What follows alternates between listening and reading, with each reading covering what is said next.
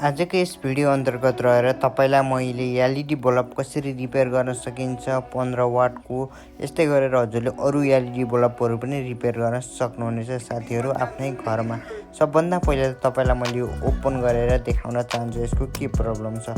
मैले ओपन गरिसकेको छु। ओपन गरिसकेपछि यहाँ देख्न सक्नुहुनेछ साइडमा त्यहाँ चाहिँ त्यसको एउटा एलइडी फ्युज गएको छ। कुनै पनि यो मध्ये धेरै देखाएको प्यालो सब एलइडी हो, त्यो मध्ये एउटा एलइडी खराब भयो भने यस्तो समस्या देखा पर्छ। जस्तै यो एलइडी खराब देखा परेको छ, यसलाई हामीले सर्ट गर्दा बित्तिकै यो बल्ब बन्ने छ के। तपाईलाई मैले देखाउन चाहन्छु यसलाई कसरी रिपेयर गर्न सकिन्छ। यहाँ देख्न सक्नुहुनेछ यहाँ 15 वाट एसी को सिम्बल देखाएको छ। यो 15 वाटबाट चल्छ।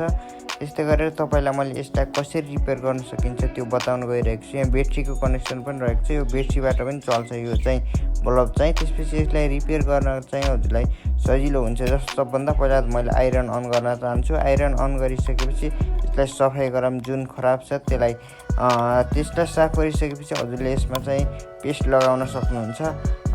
सजिलैसँग हजुरले यसमा पेस्ट लगाउन सक्नुहुन्छ। पेस्ट छैन भने पेस्ट नलगाइदिनुहोस्। त्यसपछि के गर्नुहोस् भन्दाखेरि हजुरले यसमा आइरनले टुच्च छोइदिनुहोस् र त्यो दुईटा पोइन्टलाई सर्ट गरिदिनुहोस्। हजुरसँग आइरन 150 वा 200 रुपियाँको आइरन किनेर राख्नुहोस्, किनकि आइरन भइसकेपछि हजुरले इलेक्ट्रोनिक काम गर्न हजुरलाई हल्का सजिलो हुन्छ। कुनै वायर छिने पनि हजुरले सजिलै कनेक्सन गर्न सक्नुहुनेछ। मैले एलइडी बल्ब देख्न सक्नुहुनेछ चलिसकेको छ। यस्तै गरेर हजुरले अरू एलइडी बल्बहरू पनि रिपेयर गर्न सक्नुहुनेछ। यस्तै एलइडी बल्ब रिपेयर गरेको डिटेल भिडियो हेर्न चाहनुहुन्छ भने हजुरले स्क्रिनमा गएर हेर्न सक्नुहुनेछ। यो एलइडी बनिसकेको छ, हेर्न सक्नुहुनेछ साथीहरू। भिडियोबाट केही नलेज प्राप्त भए लाइक गरिदिनुहोस् र च्यानललाई सब्स्क्राइब गरिदिनुहोस्।